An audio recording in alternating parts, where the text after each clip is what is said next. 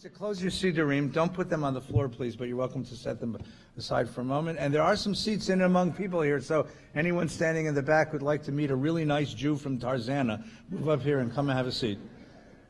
This is Shabbat Zachor, the Shabbat on which the Jewish community stops to remember that throughout our ages, throughout the generations of our existence in the world, being a Jew in the world has always required a certain degree of vigilance. There are those in the world who refuse to share the world with us. And the holiday of Purim proclaims that if we're wise and if we're canny and if we're careful, that we can live with prosperity and abundance in a world even with those who don't want to share with us. It's a holiday of joy and celebration because of the ability of Jewish life to succeed even under difficult circumstances. This morning, our speaker is a dear friend, a longtime member of Valley Beth Shalom. Adam Milstein is the founding chairman of the Israel-American Council, a philanthropist in the community of important note, a deep, deep lover and supporter of the people of Israel and of the land of Israel. And this morning he's going to speak to us about anti-Semitism and what it is our responsibilities call us to do. Following his talk, you're going to be so hungry, you're going to need sustenance. So following his talk, we'll be inviting everyone to share a little bit of lunch with us, a light lunch. We'll reset this room for a few minutes, and then Adam and I will sit together and have a conversation, and you'll all be invited to share some questions and answers with Adam. Please welcome our dear friend, Mr. Adam Milstein.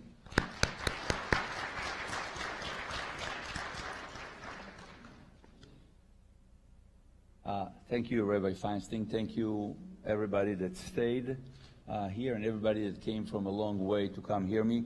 Please take seats. There are some seats available. So from the back, try to find a seat. Okay. Sure. I can take it. No, don't do that. Leave it there. Okay. All right. We'll wait a few more minutes for you in the back to try to find seats a little bit closer. There are a few here and there.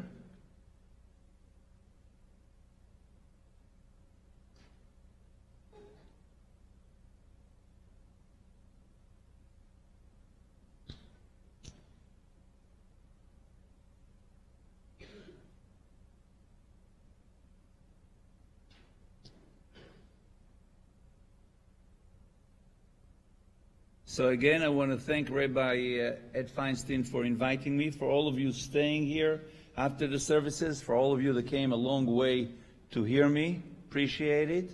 I think the Rebbe invited me here because I was one of the people that disagreed with him when he gave the Rosh Hashanah sermon.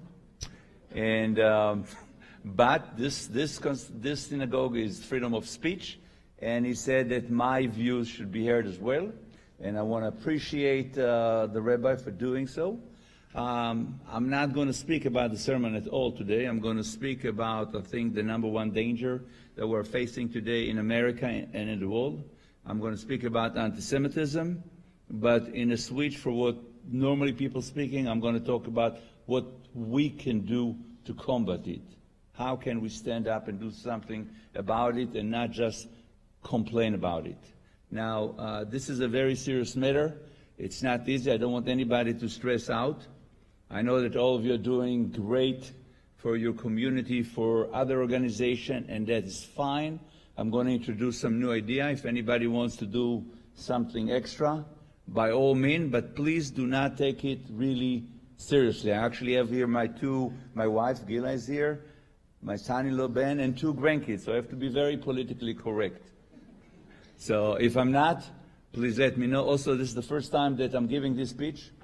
And so if anybody feels that I have to make some changes, because I'm going to try to do it again, so please be my guest and come here and tell me after the talk what I can do better. So the Rabbi introduced me. I was born in Israel in 1952, a long time ago. I served in the IDF during Yom Kippur. I actually crossed the Suez Canal with Ariel Sharon brigades, and in the end of 1980, I came here with Gila and 2 kids, 2 young girls, to pursue higher education, and we've been living here in Encino for the last 38 years. And like many other Israelis, we used to be called Israelis, now we're Israeli Americans. We were not really involved in what's happening here. We are not really belong to any synagogue, and we were not involved in pro-Israel advocacy. But I think the thing that changed our perspectives was the Second Intifada.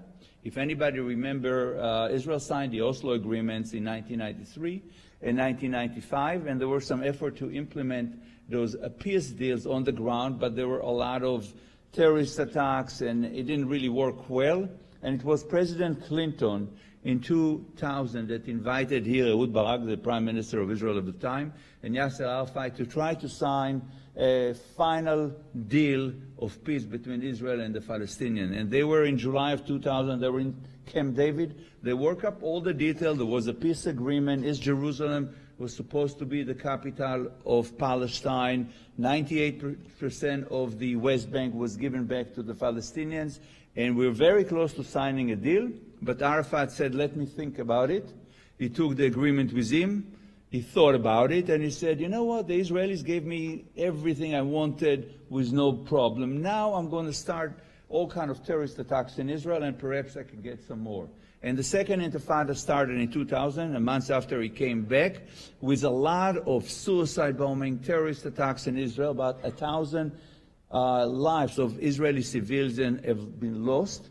And for us, people that came from Israel and living here, we were extremely suffering from pain and suffering of the people in Israel. But I think the thing that most disturbed us was the fact that the media actually blamed the Jews for the killing of the Jews.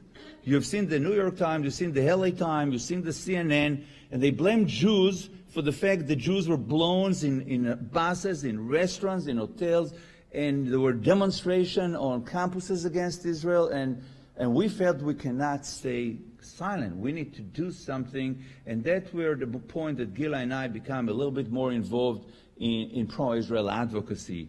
But I think the turning point for us was a year later, in 2001. We were actually sitting in this room, in this exact room in 2001, and there was a screening of a movie. The event was organized by Stand With Us and the Israeli consulate, and the movie was Jihad in America. I always remember we were sitting here on this side, and it was really the work of Steve Emerson. He's an investigative reporter, and he had undercover people in mosques here in America in the 90s. The movie was produced in 1994, and they were saying, death to America, here in America. And it seems like the American public did not believe in this. I think this is some kind of a gimmick. And I remember coming out from this screening and feeling that something has to change. Any idea what date was it? No, the night before. It was September 10, 2001. We came out of here at 10 o'clock at night, Gila and I, and we said, until it happens here, Americans will not realize the dangers from radical Islam. 8 hours later, it happened here. 8 hours after we walked out of this room, 9/11 happened. Now, I don't think I have prophecy talent. Very few people back in 2001 have seen this danger. I think the danger is higher today, but still, maybe a few more, but still a lot of people don't understand the danger that we are facing today in America and all over the world. And this Shabbat parasha is Vaikra, which is the calling. I feel it is my calling to be here and read to you the writing of the wall that I see. This is my personal calling. I think it was a turning point for us, this 9/11. We become more involved in pro-Israel advocacy. We joined Stand With Us, we joined AIPAC, we joined Esh Torah, and we got slowly but surely got more and more involved in pro-Israel advocacy. As the Rabbi Feinstein said, in 2007, we funded the Israeli-American Council. Danny is here. Danny Alpert, he was one of the founders with me. And today, the Israeli-American Council is one of the fastest-growing Jewish organizations in the nation, with activities in 57 communities, reaching hundreds of thousands of people and educating to love Israel, Israeli culture, support Israel. And I'm very proud to be the chairman right now, and among other things. So really being active meant that I was active in more and more activities, but one of them was speaking about anti-Semitism. I've seen anti-Semitism coming up since the mid-2005, 2008, and I was speaking about the danger in America. And people told me, you better shut up, because you are creating anti-Semitism. The fact that you're talking about anti-Semitism, you're creating anti-Semitism. If we're quiet, if we're putting our heads in the sand, nothing will happen. You are creating anti-Semitism. I didn't agree. I continued to speak, and maybe because of me, the anti-Semitism today is a disease in America. Maybe, but maybe not. In any event, a few years ago, I watched a movie called Denial. Anybody seen it here? Denial? Good. The story of Deborah Lipstadt. She's a professor at Emory, an history professor, and she wrote a book about Holocaust denial, and she had identified some Holocaust deniers. One of them was David Irving from England. He decided to sue her in the British court for defamation. And in Britain, it's a little bit different than here. She needed to prove the court that she didn't defame him. He did not need to prove anything. She needed to prove that she did not defame him. And I remember her coming to, she had to go to London to protect herself in court. Very expensive, and she came to a family, a Jewish family, very, very rich family, because I remember from the movie they had like a castle, there were Rolls Royces all over, very rich family, and she came in and she said, this is the situation, I need to defend myself, can you help me with my defense budget? And they told her, listen, Deborah, get your stuff and leave, settle this lawsuit, tell him, agree that you defamed him, pay him compensation and leave. You are creating anti-Semitism in England, they told her. Get yourself out of here. It was, a shame to see that's happening. Well, she actually found people to help her. Most of them were not Jewish, by the way. Her legal team, pro bono, was not Jewish. She won the lawsuit. He actually found himself in jail. And anti-Semitism today in Britain is above any limits. Even the Labour Party is infested with anti-Semitism.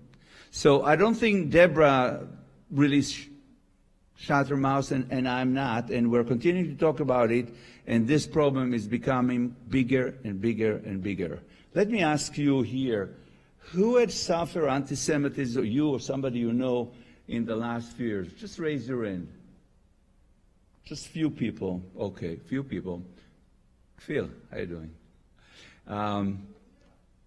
In Europe, absolutely. Europe is a few years before us. In Europe, Iran. Well, there are hardly no Jews in the Arab world today. They were all extinct, except some samples of Jews. In any event, who do you think, by raise of hand, who of you think that anti-Semitism is growing in the United States? Few more. Thank you. Thank you. Seems like many more people agree that anti-Semitism is growing. Well, let me give you some statistics, just that you know. I think in the last 3 years, 2016 to 2017 to 2018, hate crime in America have been increasing substantially. And the number one target of hate crimes are Jews. 60% of hate crime in America are against Jews. Now, LA County had a study in 2017. Out of 101 religiously motivated hate crime, 73% were Jews. 73% was us. Now, just in the last few months, let me give you some examples of anti-Semitism in our backyard. You know, in October of 2018, Calabasas Eye was tagged with swastikas. In November of 2018, Orthodox women going from the synagogue back to their home, their wigs were taken off. 3 women in North Hollywood, wigs taken off. Also in November, there was a guy named Muhammad who tried to run over Jews coming out of services on La Brea. In December of 2018, there was a guy here near Chabad of North Hollywood. His name is David Brenner. He's not Jewish. He was standing with a keffiyeh and machete taking pictures of himself, as if to say, today I'm just coming to take picture, tomorrow I'm more serious about it. We actually investigated the case, and the guy is very dangerous, he's become more and more radical. The information was provided to the police here, but they say, well, he didn't kill anybody. So I think I even shared the information with Rabbi Feinstein. That's the situation. The police, unless somebody is skilled, is not doing too much about it. Anti-Semitism is clearly growing and becoming a disease in the United States. And I'd just like to read you a letter I recently received from a mother of 3, a member of, I'm not sure if she's a member of Valley Beth Shalom, but she lives here in Encino with 3 kids. She was born in Israel, but she's completely American. And she writes the following. Dear Adam, anti-Semitism is spreading like wildfire. My kids tell me what they hear from fellow classmates, and it's horrible. They get into argument all the time, things like Israel is an apartheid state. You Jew have white privilege. You have Jew money. My son wanted to start a Jewish affinity group and was told by classmates that Jews are white and they do not need an affinity group. One girl told my son, I'm so tired of you talking about Israel and the fact that your family is from Israel. I wish that you don't have freedom of speech. And it's an open season on Jews now, so sad, scary and depressing. I don't remember it ever being so bad. The problem, she writes, is that we are not united as Jews, and sometimes we are our own enemies. So this mother had 3 kids in Milken, actually. She took them out because of racial problems between groups in Milken. She put them in a very prestigious public school here in the West Side, and this is what is happening right now in Los Angeles in public schools. I mean, maybe in the Jewish school we are shielded from all this, but it's happening here, and we need to wake up. So anti-Semitism is growing. I'm here to tell you it's not just our problem. It's actually an American problem.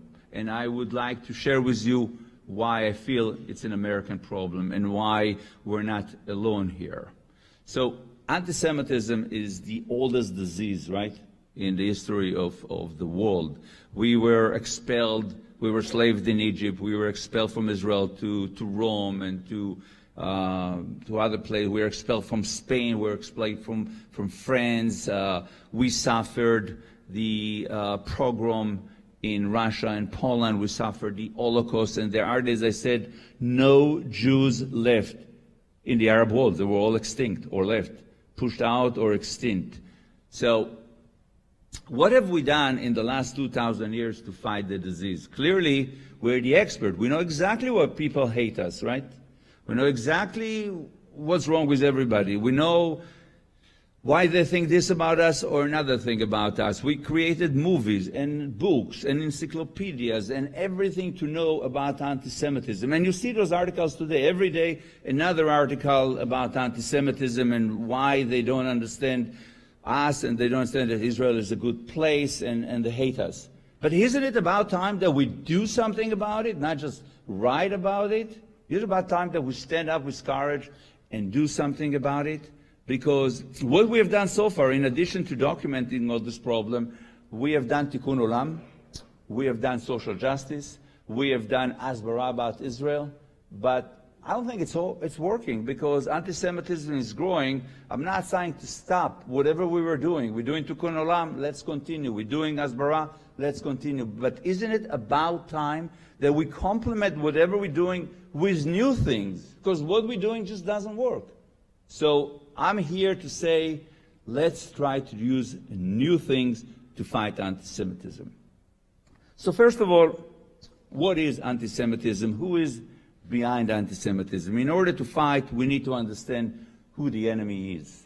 And anti-Semitism is basically described by a 3-headed monster.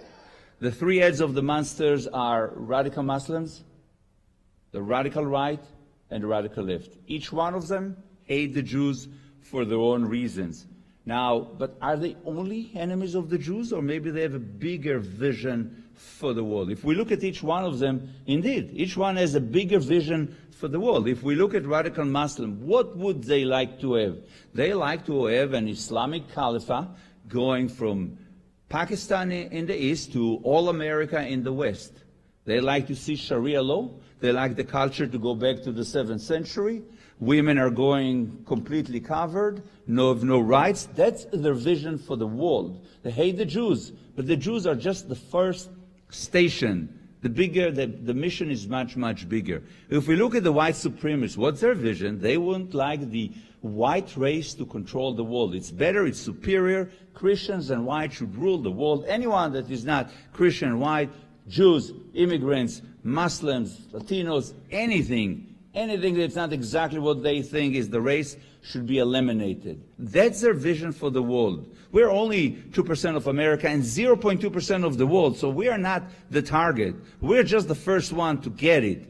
But whatever starts with the Jews, we know, never end with the Jews. And the white supremacists have a much, much bigger dream. And what about the radical left? The far left people, what's their vision? Well, clearly their vision is to have a country where all the money is taken from the rich and it's being supposedly distributed to the poor, but it never gets to the poor because the dictator, is Putin or somebody else, stays with all the money. And they know better. I mean, it didn't work, communism didn't work any place in the world, but they know exactly how it's going to work in America, how they're going to destroy capitalism, entrepreneurship, and we will have here at no time Venezuela.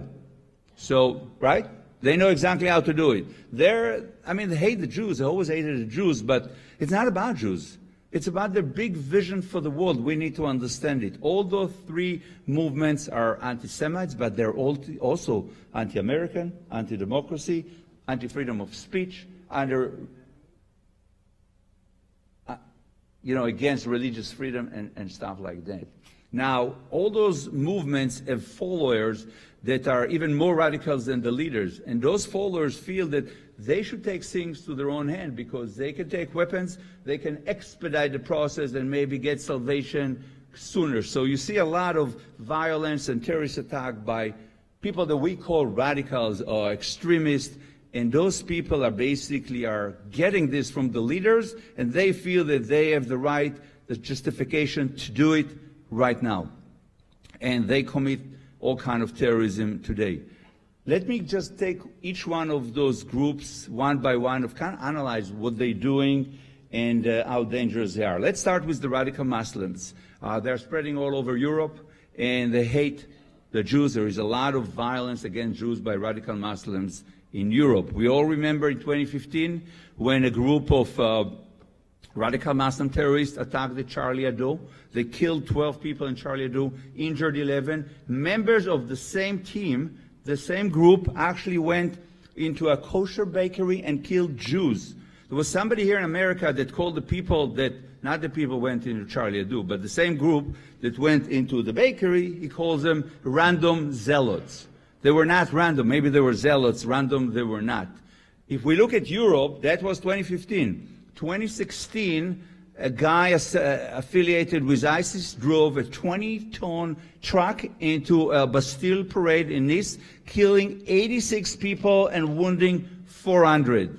You have to understand, maybe they hate the Jews, but the big target is not the Jews, it's everybody that is not like them in Europe. Now, in America, it's not much different.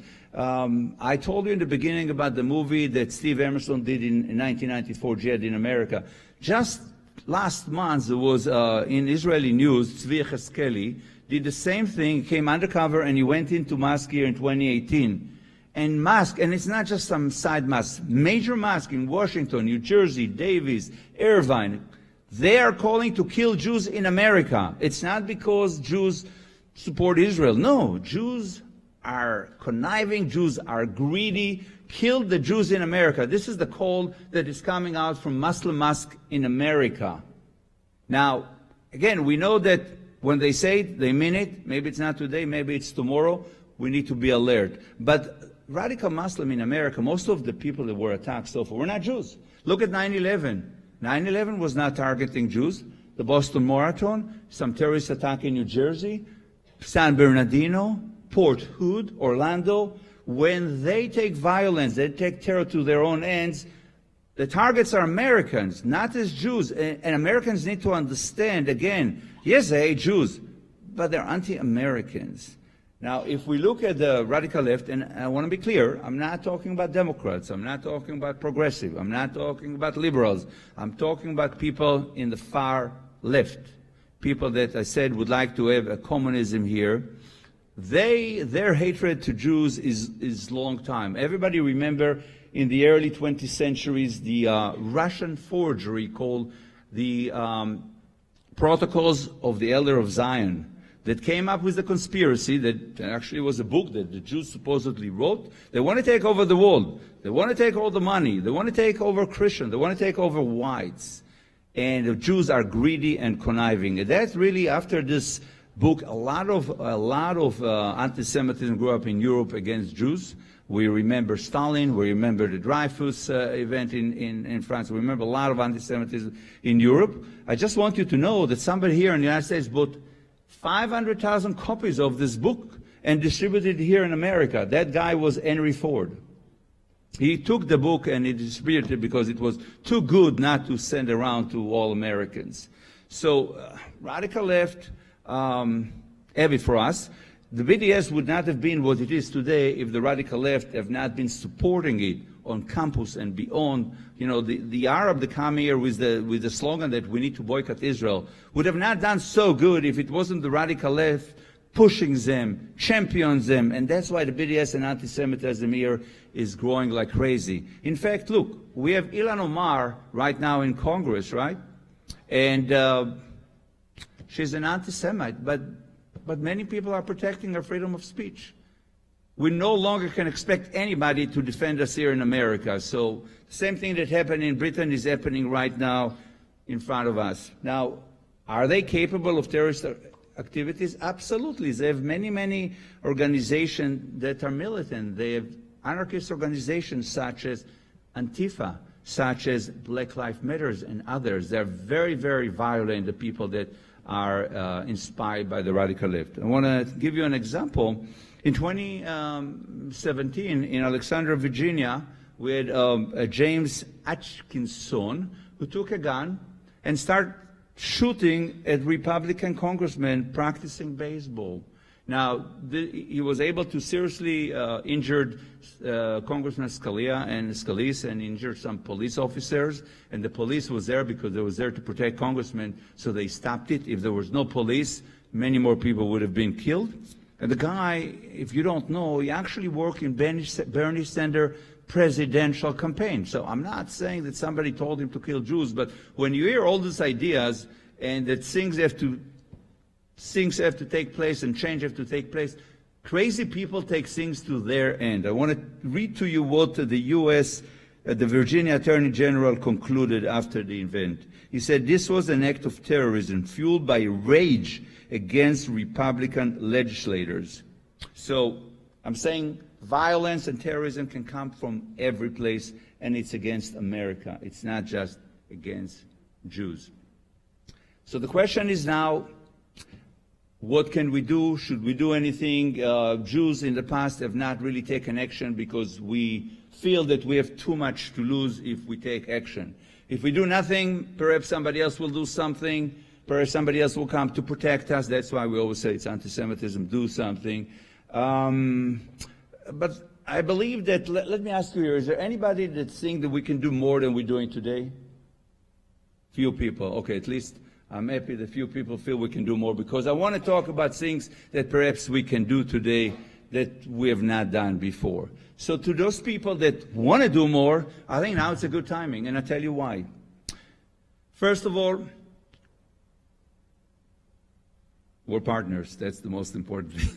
But today we have the State of Israel. We have a very strong country that is only existing for the last 70 years. It's a superpower, a place of energy and support for us, a place to fight terrorism, anti-Semitism all over the world. Which was the country that went to Entebbe to save the Jews, the hostages? It was Israel. Where are the Jews of Europe finding refuge today? It is Israel, right? People from France and now people from England, they're coming to Israel. They have no place else to go. They're coming to Israel. Israel is the U.S. #1 ally. We have common interests. We have common values and common enemies. We need Israel to help us. Unfortunately, there are people in the Jewish community that feel that now is the best time to criticize Israel because, Israel is not perfect. It's not doing enough on many things. It's a lot of conflicts. But I tell you one thing, we are here to support Israel. Everybody agreed that Israel is not perfect. But our job is to support the state of Israel with everything that we can do. I served in the army, Danny served in the army, others served, and here protecting Israel is our miluim. This is our duty. Anybody agrees with me here? Good. Thank you. I'm not alone. Secondly, we are the most successful immigrant community in America, right? It's written. We have money, we have influence, we have positions, we're every place. Now, this is the time to use our power, our resources to fight back. Maybe in 10 years we won't have the power. Maybe in 10 years or 20 years we won't have the money. We won't have the ability. Now is the time to use what we built over the last 100 years before we don't have it. It happened in Europe. We were the leaders of the community, and then within 10 years it completely disappeared, and Jews cannot use the power that they had in the 20s. In the 30s, they no longer have the same power. Now is the time to use our strengths, our resources to fight back. And thirdly, and the most important thing, we are not alone. If we can show the American that these radical movements are anti-American and they want to destroy the democracy in America, freedom of speech, freedom of religion, everything we believe in, we will have many, many partners, right? We're not alone. We're going to have American brother and sister to stand with us, fight with us, and make a difference. Remember, we're not alone. This is the first time in history that we are not alone. And this is the time to do something. So, for the one who wants to do a little bit more than what you're doing today, and again, I'm sure everybody's doing a lot, but if you want to do a little bit more, I want to explore a few things that we can do here. And I think the key is to understand it's not for one organization to do it all. It's for many organizations. It's for many people. It's for many ways. There is no magic pill that if we take it, we solve the problem. That is the reason that over the last 20 years, Gila and I got involved in more than 100 organizations that support the state of Israel. We know who is there, we know who is making an impact, and we connect between the dots. When we work in an overall strategy, it's not a strategy for one organization. It's for many organizations, Jews and non-Jews. So I think we have to look at it as a strategy. And now what we need to do is, first of all, find out who is the enemy. Okay, we know it's radical movements, but who exactly is it? What are the movements? Who are the individuals? Who is funding them? What's their agenda today? What's their agenda tomorrow? Who is in their network? What are they planning? We need to have the ability to find out who is the enemy, to find out what they're doing legal and illegal so that we can attack them at their weakest spot, so that we can delegitimize them, we can discredit them, and marginalize them. It's not a war of ideas. In war of ideas, we already lost, and we're losing every day. It's a war for our survival. So we need to study who's the enemy, and I'm here to present to you today 3 different things that I'm supporting. I think they're part of the organization that can help the situation, and you guys maybe can feel that you can like to join them or support them. There are many. I'm not saying those are the best one in the world. Those are 3 that are dedicated to fighting the enemy. The first one is built on the, I think, on the concept like in Israel. When you go to Israel, everyone is a police officer, right? Everyone is on alert. Everybody's looking left and right, and this is suspicious, this is a terrorist, and here is a suspicious thing. They immediately notify the police. The police take seriously what the citizens are telling them. They check it, and a lot of terrorist attacks are being prevented in Israel because everyone in Israel is on alert. Everyone is part of the military and the army. That's the only way Israel survives.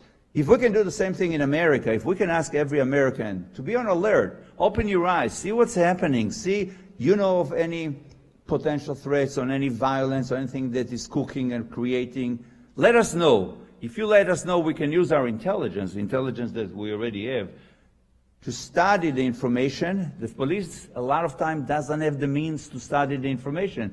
You can go to the police and provide information, and they'll say, okay, Give us your number, we'll call you one day. And nothing happens. Until there is some mass killing, the police didn't have the means, didn't think it seriously. It's happening all the time. If we can digest the information and research and give it to the police, ready to go to all the law enforcement agencies, they'll take it seriously. So the idea here is engage the public to be our eyes, ears, boots on the ground, engage intelligence, sophisticated software on the other side, take the information from the public, research the information, and give it to the law enforcement agencies to prevent terrorist attack or violence in America. We call this body the Center for Combating Hate in America. There's nothing Jewish about this. It's fighting all kind of hate and violence and domestic terrorism in America, and it's utilizing the public on one end and research ability on the other end to really fight against the enemies of America. Another idea is if we just want to focus on the anti-Semites. All right, we Jews want to focus on anti-Semites. Again, we need to study who the anti-Semites here, but as soon as we know who the anti-Semite, what they're doing illegally, what they're doing here that is not compatible to America, we can go against them. That project is called Stop Anti-Semitism. What Stop Anti-Semitism is doing is basically taking information to run campaign against anti-Semites. Right now, Stop Anti-Semitism is running campaign against Ilan Omar. But it's not because Ilan Omar is anti-Semitic. Freedom of speech. Anybody can be anti-Semitic, right? In Europe it's not, but here it's freedom of speech. Anybody can call us whatever they like, it's fine. We can't even pass a resolution against anti-Semitism. But what we found about Ilan Omar and Rashida Tlaib, they're representatives of CARE. CARE is basically an affiliate of Hamas, affiliate of the Muslim Brotherhood. There was an investigation 15 years ago, the Holy Land. The FBI and the police have said, and the judge says, Hamas and CARE, same thing, terrorist organization. Rashida Tlaib and Ilan Omar are representative of CARE. Right now, we have two representatives in Congress. They're representing terrorist organization. That is what our petition is talking about, not because they're anti-Semite, because we are now a representative of Muslim Brotherhood sitting in our Senate and terrorizing us from there. That is the issue of the petition. And thirdly, there is something here that we're doing in LA that I'd like to mention. We all want to maybe meet new organization that may be small but making a lot of impact, right? We know Valley Beth Shalom, we know APEC, we know FIDF, but we don't know all the foot soldiers that are really fighting for the state of Israel and for our democracy, and we don't have no idea. We just know the mega organizations. So on the other end, there are many people here that want to be philanthropists, but they feel they're alone. So who should I call? I don't know. I don't want to call my neighbors. So why are you calling me? Call somebody else. So all of us want to know more people that care about those issues and want to support those issues. So we created a platform here. We call it the Impact Forum, where philanthropists are invited for lunch every 5 weeks. We allow the philanthropists to introduce each other. So say, I'm here because of my wife, I'm here because of Israel, whatever the reason is, they're able to express why they're doing here. And in the last meeting that we had, everybody's now talking about anti-Semitism. I'm here because I want to fight anti-Semitism. Enough is enough. We need to do something. So we allow the philanthropists to introduce themselves. And after the meeting, we give the information of each one of them so they can reach each other. And then every time we bring two young organizations making a lot of impact with very small budgets of below $1 million that you have never heard about it. But they're making a lot of impact for the money that they're raising because their founders are basically working for peanuts. They believe in the mission and they don't need the salaries of $500,000 or $1 million to do their job. They work for nothing. They do a lot for America and for Israel. That is the Impact Forum. If any one of you wanted to get more information about each one of those, please reach to me after the lecture. Now, you're probably asking yourself, okay, so what is it that I can do, right? I'm just somebody who lives in Encino, and I also just someone who lives in Encino. But we can all do more, and I think anybody who wants to do more, there are a few ways to do it. First of all, you can give your time. You can sign up to the different platforms that we have, the Center for Combating Hate in America, Stop Anti-Semitism and other, and participate and sign petition and follow the calls for action. Now, if you don't have time, but you have money, you can support those. Those are, I think, non-profit organizations. You can support them as well. You can do a combination of, I want to support you with time and money. If you have neither, or you do, but you know somebody who does, then you can reach out to friends and family and say, hey, there's great organizations here. I'd like you to be involved. We can all do more. We can all do a lot more. It's just a matter of let's stand up and do more than we're doing today.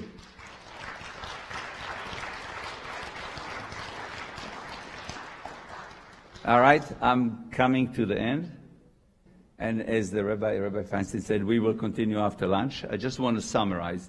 I think it's pretty clear that anti-Semitism becoming a disease in America. It's growing by bounds and leaps, and it's becoming a real danger. We also understand it's not just a Jewish problem. It's an American problem. It's Western civilization problem. And we need to stand up with our brothers and sisters, the American, and fight back. If we're not going to lead this fight or participate in the fight, I don't know necessarily that we will be protected here, because it is our duty to fight back. Now, again, we can continue to be risk adverse. We have too much to lose. Let's not do anything. It's going to be okay. It's not going to happen in my lifetime. But it's going to happen in my kids' lifetime. It's going to happen in my grandkids' lifetime. So it's really, anyone that thinks, let it go, it's not going to happen to me, is doing a big mistake. It's going to happen to all of us and our descendants. And really, we need to stand up and do something. I want to finish up like, by the way, I forgot to mention it. I'm not a rabbi. I'm not a scholar. I'm just a businessman that using business abilities of, black and white to make decisions and to act. I don't understand in the 50 shades of gray. For me, it's just black or white. Easy decisions, quick. I'm not complicated. I'm only focusing on things that I can do. I don't focus on things that I have no idea how to do. If you come to me and say, can you make rain today? It's great, but I don't know how to do it. I don't want to do it. I just want to do things that I can actually make an impact. Somebody asked me, what is your opinion about this and this? I mean, if I can affect anything with my opinion, why even express them, right? I only want to do things that I can do, that I can make an impact, and not just talk for the purpose of talk.